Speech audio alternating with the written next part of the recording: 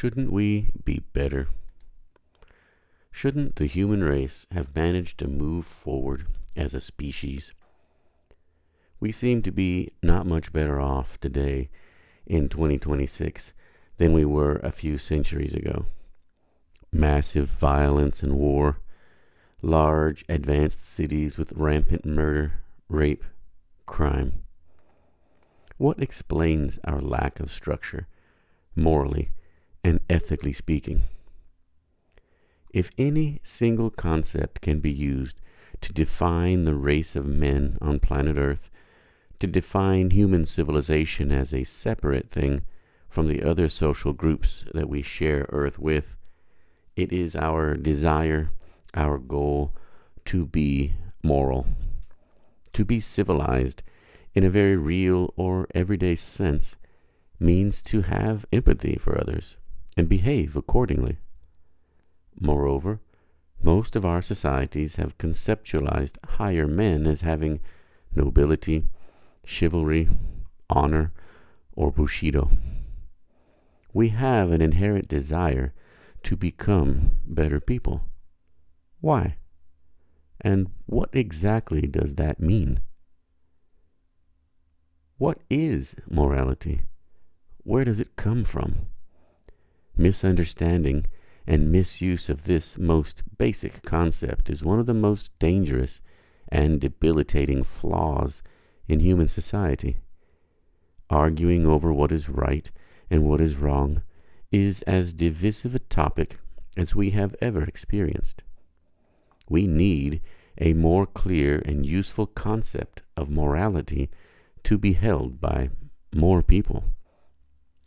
Something in between the rigid, untenable confines of the categorical imperative that Kant imagined, and the vacuous, unthinking opinions of Sean Carroll, the scientist who told Sam Harris that once you ask questions that don't use math, science is out.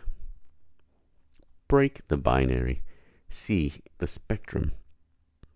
In between these foolish extremes lies a very useful tool.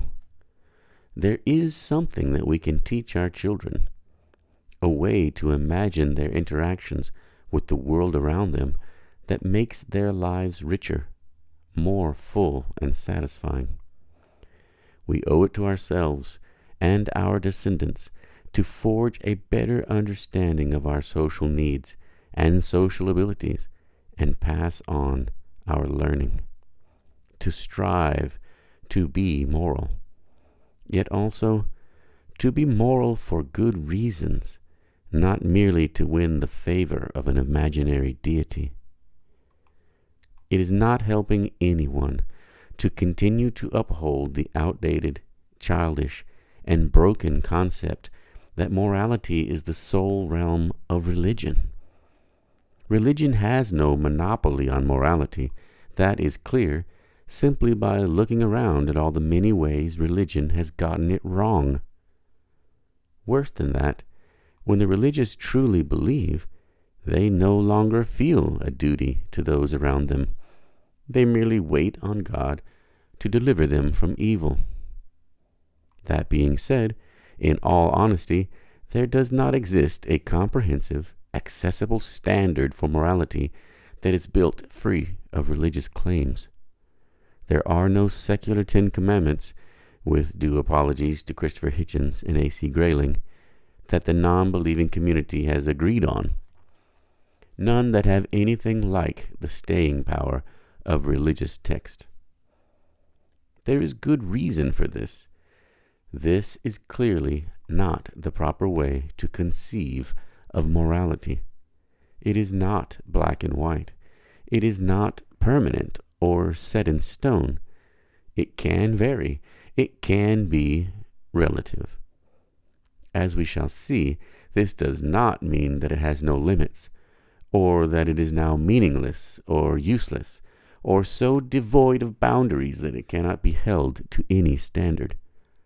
Just because there is some degree of variance does not make it infinite or unknowable.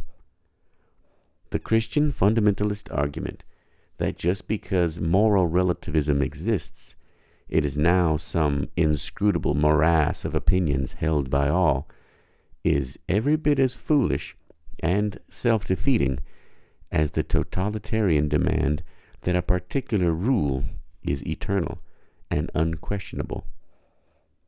Both ends of this spectrum are wrong. They always were and always will be. See the spectrum. Break the binary. We must make each and every moral choice, face each dilemma as a case-by-case basis. That is simply the way it is. We live in an ever-changing world and cannot afford to be lazy or fearful. Stand up and claim morality for what it is and has always been: a clear path forward to a better society that raises humanity above its current station. A constant battle against our inner lusts, our basal instincts. A desire to create a better world for our children than the one we grew up in. It does not take a genius or even much education to see where our morals as humans come from. We are mammals. Perhaps the single best advancement of evolution was the learned characteristic of nurturing our own. For millennia, creatures were hatched and immediately left to fend for themselves. They had to eat or be eaten. On and on and on.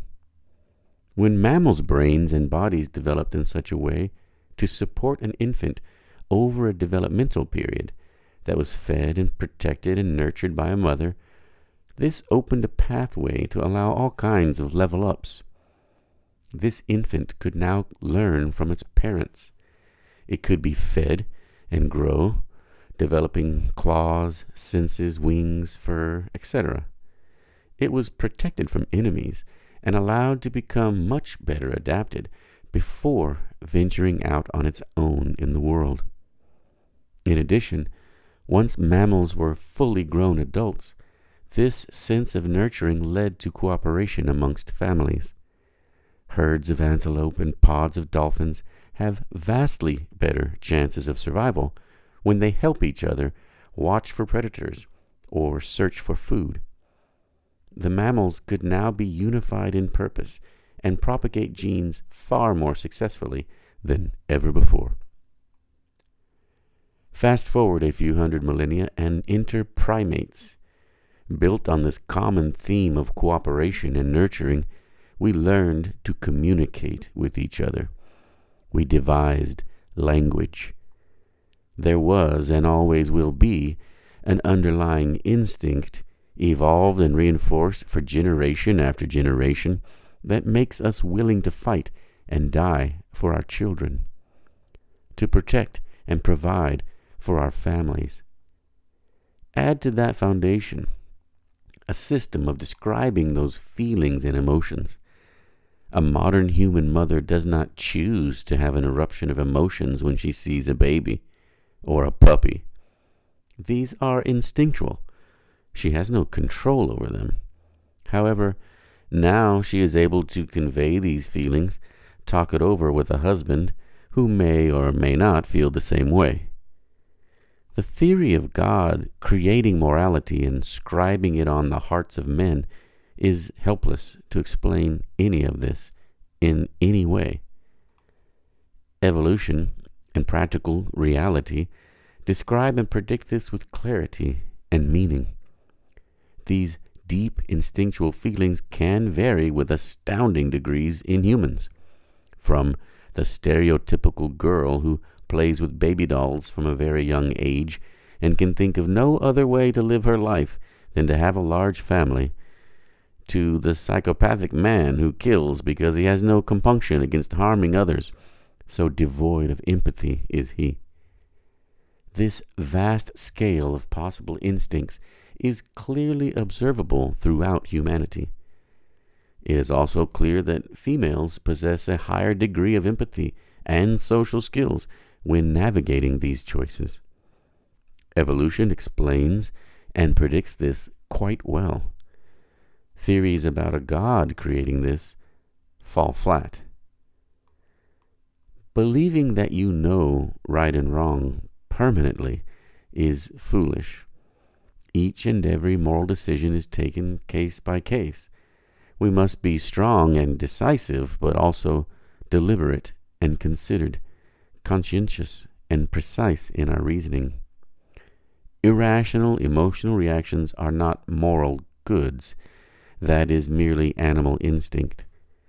This is why the concept of thinking, quote, bad thoughts, unquote, is equal to actually committing the sin is so dangerous, unhealthy, and harmful. It is explicitly stated in the Bible that thinking lustful thoughts is the same thing as committing adultery. It isn't. Objectively, it is not. We are often not responsible for thoughts that pop unbidden into our minds. When we are bored or angry or lustful, we cannot control all of our thoughts. This is, clearly, merely a way for those in power to create guilt in children and try to force them to comply. Is this effective? Yes. Is it right? Is it healthy? What is the long-term harm? Would it not be significantly better, read more moral, to teach children to decide which thoughts to focus on deliberately, and therefore learn to control the chaos in their minds and hearts, rather than bury them in guilt for things out of their control? This is, partly, how our current political predicament of human beings judging right and wrong merely by reacting to how they feel has gotten so far out of hand. We have people becoming violent, marching in the street because they do not like how enforcing laws, which we all voted for and support, make some of us feel. It is ridiculous. It is also clearly wrong. Since morality is so dependent on human intention, we must learn to balance the emotional storm with rational, logical decisions. The problem that most religious people have with accepting any of these concepts is that we were raised to believe in the Ten Commandments. We were raised to conceive of morality as unbending laws that an omnipotent deity created to govern our lives.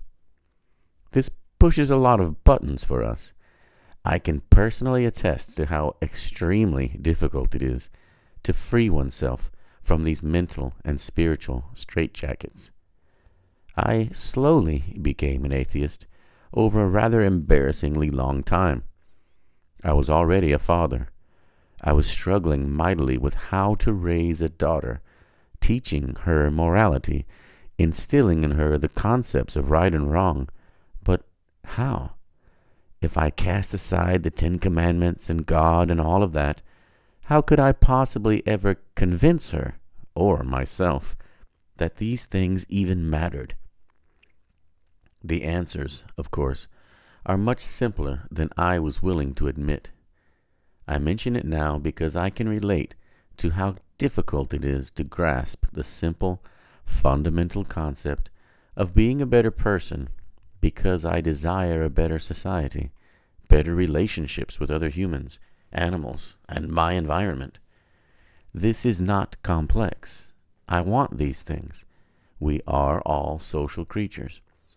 There is no need to envision a God to make me want these things. In fact, the idea of God really confuses and disturbs any real concept of morality. Why? Because being good simply because you are afraid of hell or desirous of heaven does not make you a good person. In fact, it makes you a coward and a greedy loser. Gold streets, mansions, a perfect body. Do I really need to spell out the bribery inherent in this worldview? No, being good means standing for moral decisions without reward, and even in the face of a real threat. That is literally the very heart, the very core of what it means to be a good person. When William Tinsdale was burned at the stake for printing a Bible that everyone could read, he was standing against an evil and authoritarian church. That is good, not mindless obedience to a powerful entity. I can already hear the religious objections. But that is just your opinion. If someone wants to murder you and believes that this is right, you have no moral guide by which to judge him. He is right, and you are wrong. These people will tell you that without their holy book and its God-given, allegedly objective, quote, standards, you cannot even rightfully call Hitler evil. I have heard this foolishness all my life. First of all, I claim the rights of the Enlightenment. I am an individual. I may be part of a larger society, but I hand exactly 0 of my thoughts, my feelings, my purpose over to any organization, group, or authority. The final decision for my person, my mind, my soul, is mine, and mine alone. That is the first and most important distinction to make. I will not cave to your hysterical demands that I explain myself to anyone. Secondly, if the vast majority of human beings in a community can agree that being ruled by the whims of monarchs whose last name is somehow granted authority from God is a terrible idea, then I think that we can agree on some subjective rules and ethical codes to make sure that we all thrive and lead meaningful, satisfying lives. The demand that someone must have a set of tables handed down from a divine authority is a puerile and rather moronic claim. I can describe why Hitler was wrong to do what he did, using logic, reason, and rational points. To claim that I need to tell you that God said it was wrong, or else you just do not understand or accept it, only embarrasses you, not me. That is why, ultimately, there can be no hiding from the fact that mere obedience is not good, not moral. It is merely cowardice, weakness. Hoping that you have chosen the winning side makes you no better than the character Harry Ellis in Die Hard. You sell out in hopes of getting a better deal from the powerful villain. Christians and all religious people have no leg to stand on when they claim that if no objective standard exists for good and evil, then we have nothing to go by. They are wrong on both counts. Morality is not a black and white issue. There is no action which is always good in every situation for every person, and there is no act which is always wrong in every situation for every person. Secondly, the Ten Commandments is far, far from any kind of solid standard. It has no rules against rape, no rule against slavery. It tells us to worship only Jehovah and no other. The longest, most explicit rule is the one that says to keep the Sabbath holy. No serious person can point to these rules and claim that they are any foundation for a civilization. This is not to even mention that there are literally 2 different sets of 10 Commandments in the Bible. In exactly the same way that any person can play a game as long as they learn the rules, or visit a foreign country as long as they know the local customs, so, too, can we as human beings interact and behave in a civilized manner without demanding that someone show them an omnipotent being who will reward the goodies or punish the baddies. A civilized man is above such things, clearly.